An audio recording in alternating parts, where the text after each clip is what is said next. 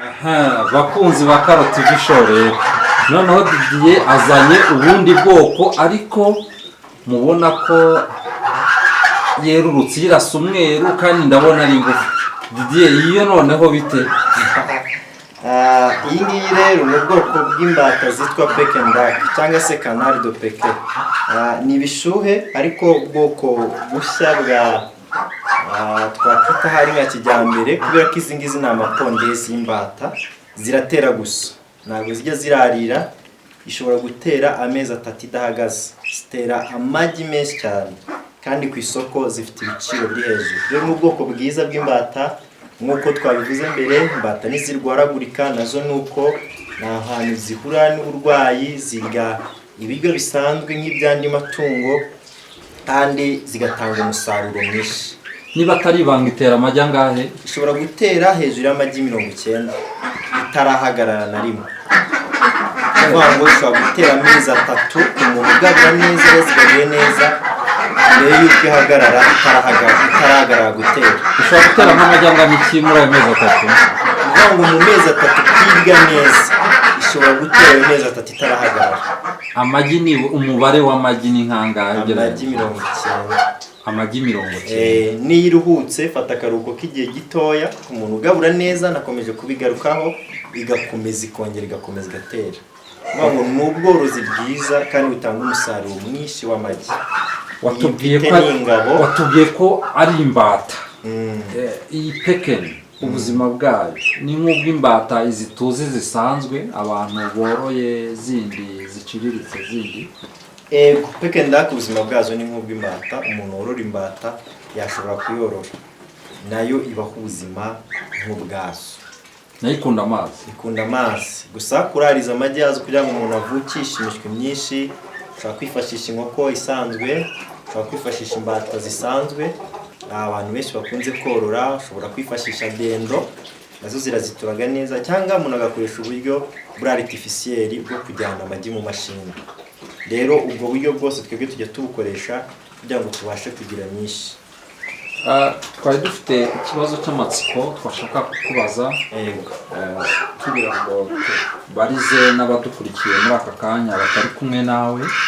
Ese Didier, iyi Peken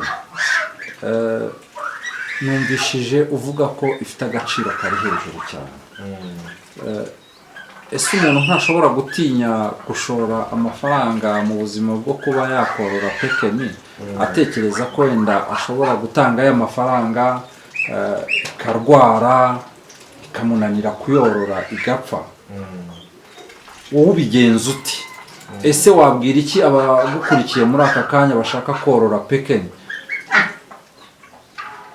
Wababwira iki? Imbogamizi irimo cyangwa mbega icyo wababwira abadukurikiranye muri aka kanya? Urakoze cyane, icyo kibazo cyiza cyane. Uvuga ngo igiciro cy'ikintu cyiza akenshi kiba kiri hejuru, kandi ikintu gitanga umusaruro mwiza byanga bikunda kigura amafaranga atari makeya. Iyo tubigeranyije rero n'igiciro cyayo tuba twatanze, dusanga ahubwo aba ari makeya cyane, kuko mu gihe cy'ukwezi kumwe ayo mafaranga yose aba yamaze kugaruka ku magi. Amagi yayo nayo arahenda, kuko igihe ishobora kugura hagati y'1,500 n'ibihumbi 2 ku isoko, ko borozi bagiye kurariza kandi matungo kugira ngo babone ibyororo byazo. Kandi ku kijyanye n'uburwayi warumbajije, ntabwo zirwaragurika n'imbata zisanzwe, ntabwo zikenera protokole nini, ahubwo ko wazihaye ibiryo n'amazi meza n'amavitamine ku bashoboye kuyabona, zibaho kandi zigatanga umusaruro munini.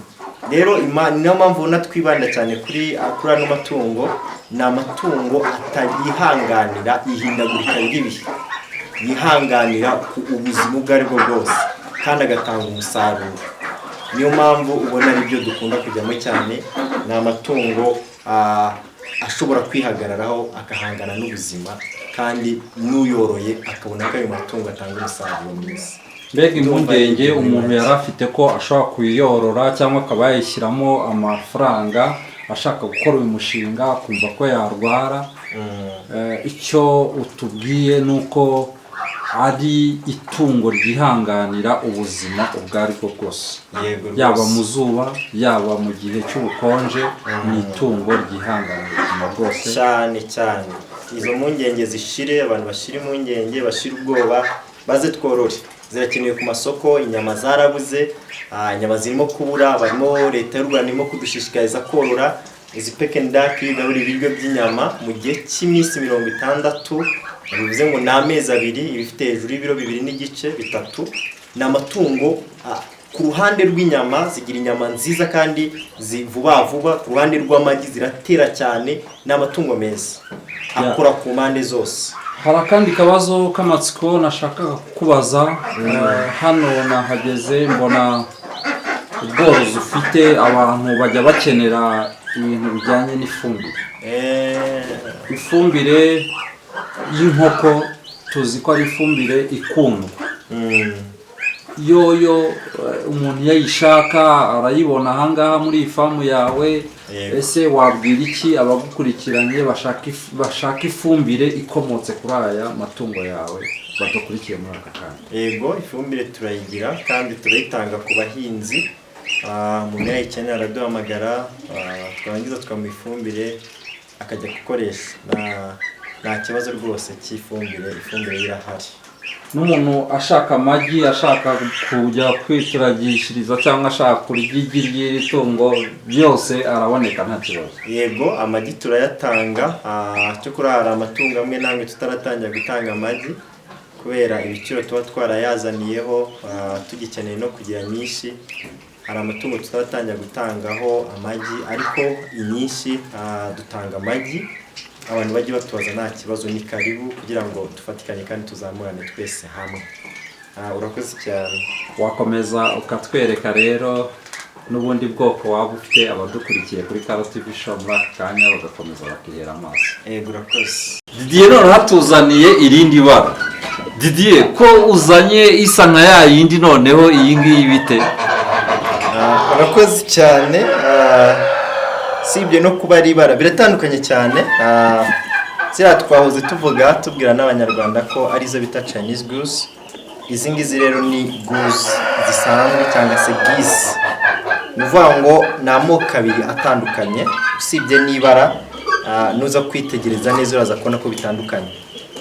Zazi nizo zigira ukuntu zigira ihembe hano hejuru ndetse n'umunwa umeze ukuntu, zikaba ari n'imyeru dede, zikagira n'ikirokoroko hano.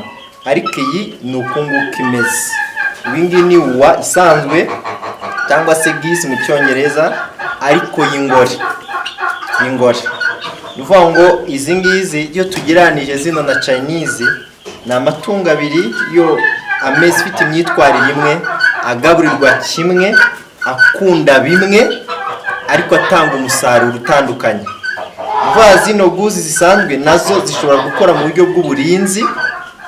Ikindi cya kabiri zigakora mu buryo bw'umutako. Icya gatatu zigakora mu buryo bwo gutanga umusaruro w'inyama n'amagi, ko ziratera kandi n'inyama zazo ziraribwa ndetse zikagira n'ibiro byinshi, kuko birumvikana n'ibifite ibiro byinshi iba yatanga inyama nyinshi. Rero nayo ni amatungo meza mu buranga ndetse no gutanga umusaruro kandi mwiza. Ni amatungo tudafite cyane ku masoko hano mu Rwanda, turimo kugerageza kubyaza nyinshi kugira ngo duhe ibyorora abandi. Kuri ubu ngubu turacyahereza aborozi bajya korora. Uza twagize umugisha, hari n'abanyamahanga batangiye kutugana kugira ngo tugende tubaha izo nabo bajya gukoresha. Ubwo rero ndumva ibindi ahari uraza kubariza abanyarwanda iby'ingenzi nari mbikubisubije. Birumvikana ko iyo igeze no mu isafuriya n'ubundi biro bikomeza kwiyongera cyane. Biragaragara ko ari itungo rishimishije rwose ukurikije imyitwarire yaryo. Rero wakomeza ukadutembereza muri famu ukatwereka n'ayandi matungo, tukomeza twerekana abadukurikiranye muri aka kanya. Yego, urakoze, reka dukomeze.